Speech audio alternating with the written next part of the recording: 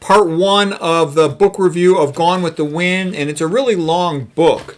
It's about 1,000 pages of small print. Here is the book. You can see how thick it is, small print. Here is the audio CD version of it, and there's 41 CDs. And that's a lot of CDs.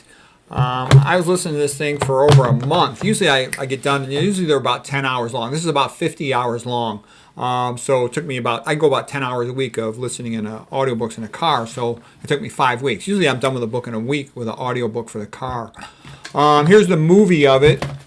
And the movie is quite extraordinary. The movie is about 3.5 hours long. So you can imagine how much they had to take out to get a 49-hour book into a 3.5-hour movie.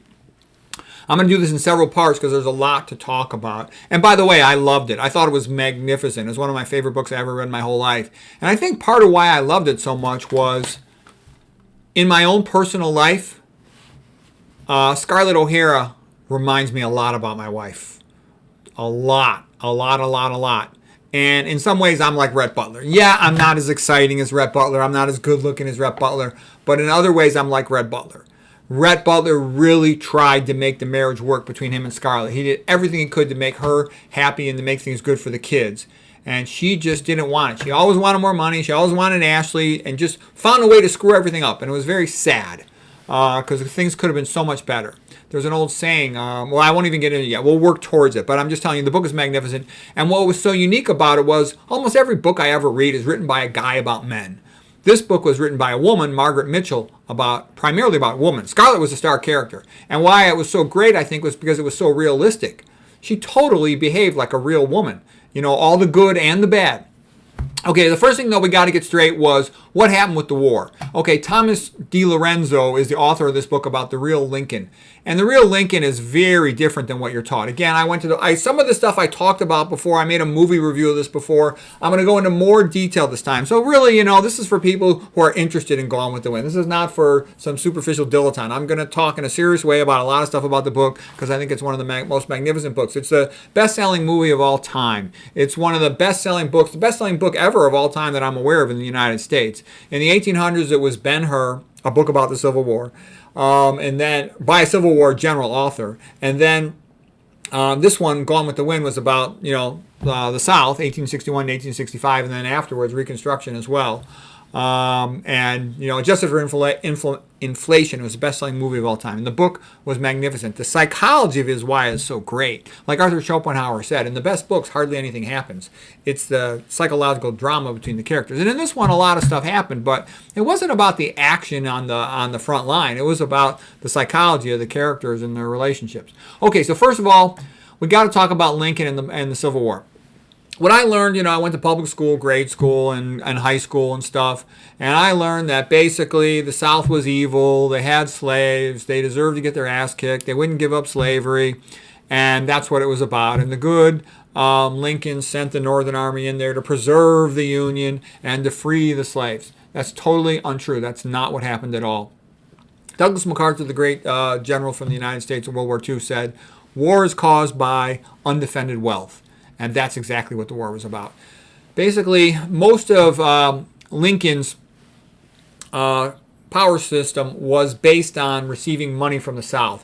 They made money back then. They didn't have income taxes. They made money based on tariffs. And the South was paying about 87% of the tariffs. Okay, so that's where most of the money was coming for the North, was from the South's tariffs. And then they doubled the cost of the tariffs, and the South said, hey, that's not fair. We shouldn't have to pay double. That's not fair. That is like 1776, taxation without representation. So the Civil War was really a secession attempt that was quelched by the North, okay? And Lincoln did it because he wanted their money. He basically said, look, you give me your money or I'm going to come in there and crush you. And that's what he did. The South was very confident. They're very noble, very brave, and they figured that they're much better hunters and that they could handle the North. But they didn't realize they were outnumbered more than 4-1. There's about 21 million people in the North, about 5 million in the South.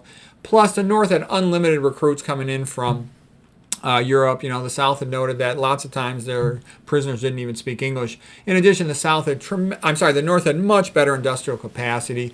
They totally screwed the South. They just shut off the riverways and ports so the South couldn't sell cotton. They had no money. They were running out of supplies.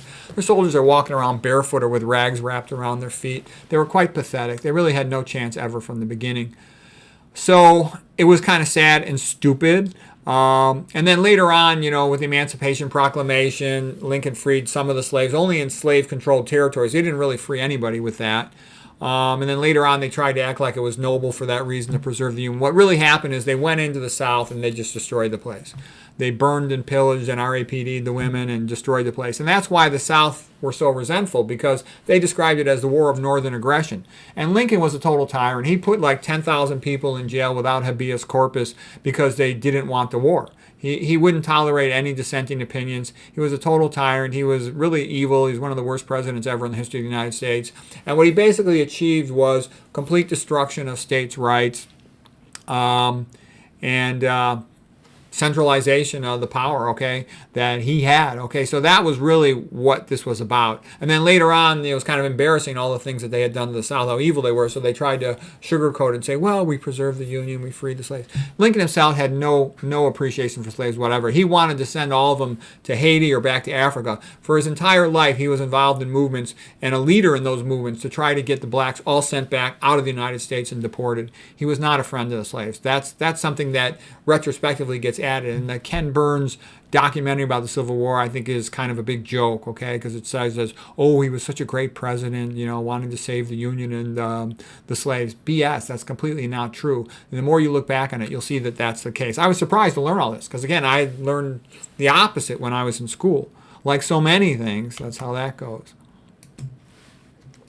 Okay, then as far as the Southern generals, I'll show you a couple pictures. I'd already showed some of this stuff, but I'll show some more. This is P.T. Beauregard, and they used to talk about him in Scooby-Doo episodes because his name's fun to say, from Louisiana, as a brave general who was involved right from the beginning. I'm just going to show some of the paintings first because I think for people who don't know as much about the Civil War, this will help you grasp what was going on and what everything looked like. This guy, Mort Kunstler, is one of the all-time best historical artists, and he's got lots of really beautiful paintings of the Civil War. So we're going to be looking mostly at his paintings and another guy named Don Troiani.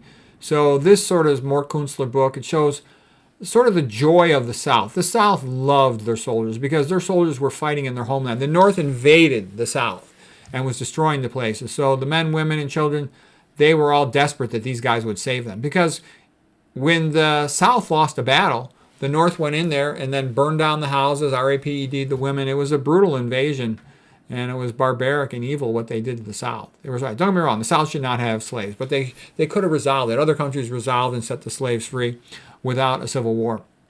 But this picture right here gives you a sense of what it was like. And here's another picture from another book of Mort Kunstler. You can see how magnificent is the drawing, okay? But this is why I remember, like when I was a kid, I was down in the South one time, and you go to 7-Eleven, there's these Civil War plastic moldoramas of the Civil War generals and stuff, and I'm like, why would anybody care about this? Because to the Northern student, you know, it meant nothing to me. Grant, Sherman, I didn't even really kind of know who they were. I knew Grant was an alcoholic, and I knew Sherman was a bad guy, but I didn't know anything about them or care at all about them. Okay, whereas you can see there was this noble sense of the good old South, whatever, and only 2% of the Southerners owned slaves. It was not a slave movement. Lee, for example, he was from Virginia, and from Virginia he felt that Virginia was being invaded, so he wanted to defend Virginia. He had been a graduate of West Point. He knew all the guys from the North, but because Virginia was invaded, even though he didn't want the war and he thought slaves should be set free. Actually, Lincoln's wife had slaves, and Lincoln sold them for money. Lee set his slaves free. Okay, here's a nice painting by Mort Kunstler. It's beautiful. This is Thomas Maher. He's the great Irish general for the North, leading the Irish Brigade. Very brave guy. He had almost been executed by the British, and then they let him off at the last minute from execution, sent him to Australia to spend the rest of his life in a jail cell, but he escaped and came to be a great general for the North. Thomas Maher, the immortal Irishman. Now here's the book on him. So he's a real heroic guy. And here's the book. It's a good book by Timothy Egan. I remember enjoyed reading that book. And the Irish, as usual, the Irish are always doing stupid stuff. They're all fighting each other, you know, kind of sad. Okay, so here is Ben-Hur, A Tale of the Christ by Lew Wallace. And the movie with Ben-Hur was better than the book. But basically his story was he had been disgraced at Shiloh. He was a general for the North from Indiana. He was a lawyer, and he was a good, brave general. There was some communication mix-up, and they felt that he had not arrived at Shiloh as soon as he should have been there, and that led to more casualties. And there were many, many thousands of casualties at Shiloh. The battle in the Civil War was awful. And he was pissed off. He felt a little bit like Thucydides, the great Athenian admiral guy who had also had some similar screw-up or got blamed for something, scapegoated in the Athenian War, the Peloponnesian War with Sparta, and who came out of it writing his great, history of the Peloponnesian War. So anyways, Ben-Hur was the redemption of Lew Wallace, the great book he wrote. And like I said, it was the most popular book of the 1800s, the most popular book in all of the USA up until 1836 when Gone with the Wind came out. And here's a quote by Thucydides. Haste and anger are, to my mind, the two greatest obstacles to wise counsel. Haste, that usually goes with folly and anger. That is the mark of primitive and narrow minds. Okay? So anyways, he was great. And if you're going to learn anything about Thucydides, I would recommend you read about what happened in Milos, to the fate of the Melians. That's the most interesting thing that he wrote about. He also wrote Thucydides' funeral oration, which lauded the great behavior and achievements of the Athenians. That's nice. Then he wrote about the plague in Athens and what a disaster that was. Nietzsche loved him because he felt he was very objective. They felt he was sort of like the Machiavelli of the Athenians. Versus Nietzsche didn't like, for example, Herodotus because he would bring the gods into it. So Nietzsche felt he was down to earth and more realistic, and that made him a better, more reliable historian, was the feeling there. I liked his other quote where he said, I have not written this for the pleasing popularity of the hour, but to stand as all time as a book that shows how men actually behave. Okay, and here is the movie cover. Vivian Leigh played Scarlet O'Hara. She was magnificent. She was perfect for the role. It was one of the all-time greatest acting you'll ever see. It was magnificent. And there's Clark Gable, and he was great too. I loved Clark Gable. He was so good. He was trying to make things work. So he's Rhett Butler in the movie, and in the book, and she is Scarlet O'Hara, the Irish. So she's Irish. Her father's Gerald O'Hara. And what I thought about her was so great was the psychology dialogue was perfect. It totally matched in my mind the way people talk and behave in real life.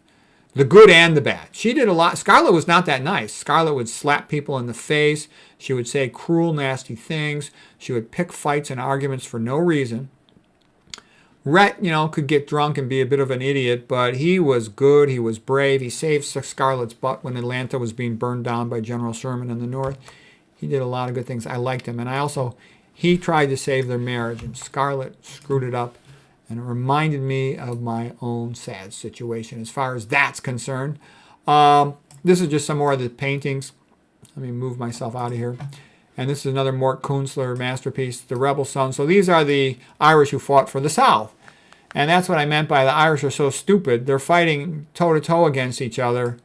And they're very brave. The Irish were known for being very brave, and it was part of them getting accepted in America. They're a bunch of Catholics, and America was largely Protestant in those days. So it was hard for them initially to get accepted. And there used to be signs that said, no Irish need apply. Now here's another magnificent artist I'll share with you. This is Don Troy Ianni, and he's just a fantastic artist. He's actually more historically precise than is Kunstler. Kunstler, though, I think is a little bit better at conveying emotion and has a very wonderful aesthetic quality, whereas Troy Ianni is a little more precise on the uniforms and the historical detail and stuff. They're both magnificent. They're both, 10 out of 10 stars historical artists. They're magnificent.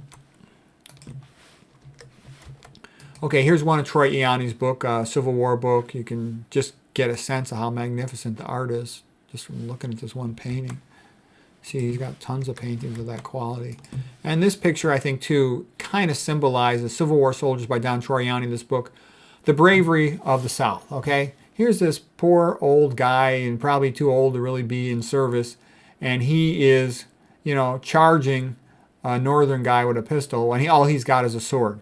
And that would kind of, the South were out of ammo, they didn't have equipment, and it just kind of says something right there. That would be like a typical thing coming out of the stories about him. Okay, now here is the North lining up again. This is the Irish Brigade, and they're getting ready to charge into battle. And here's the Southern soldiers coming out of the brush. And this one again by Kunstler, or no, this one is by Troiani. I can't even tell them apart sometimes. They almost paint similar to each other, but it's just magnificent. That looks like Bedford Forest. There's a Southern Cross flag. And you can see all these poor bastards, they just felt their homeland was being invaded. But man, about 800,000 guys died in the Civil War. They used to say 600,000, but the later numbers I got were 800,000. That's a lot of guys. And this was like Colonel Corcoran, another Irish military officer for the North. This is just one more picture of the Irish Brigade in the Civil War. This painting's by Sean Kelly, another very good Civil War artist. Just more pictures of the Irish. Again, they're fighting on both sides. Those are more Kunstler specials, especially there. This is a painting by Constant Meyer, just showing, you got the guy from the North and from the South. They're brothers, okay? And he didn't even realize it until, it was all too late with the other one. It's kind of so sad. Man, was it sad. And the book was sad, too. Even though it was sad, I loved the book. Okay, here is Clear the Way. This is, again, the Irish fighting by Don Troiani. So there's a lot of paintings of the Irish fighting in the Civil War. Here's the Irish cross, the old Celtic cross with the circle, kind of like the sun. There's a shamrock in the center. It's a more sturdy cross. You see a lot of those in Ireland. It's a monument to the British in Gettysburg. Oh, this is just another painting of General Maher. Okay, this one I think is of the Indiana group, the Indiana Regiment, the Black Hats. And so maybe Lew Wallace was in that group, our Ben-Hur author.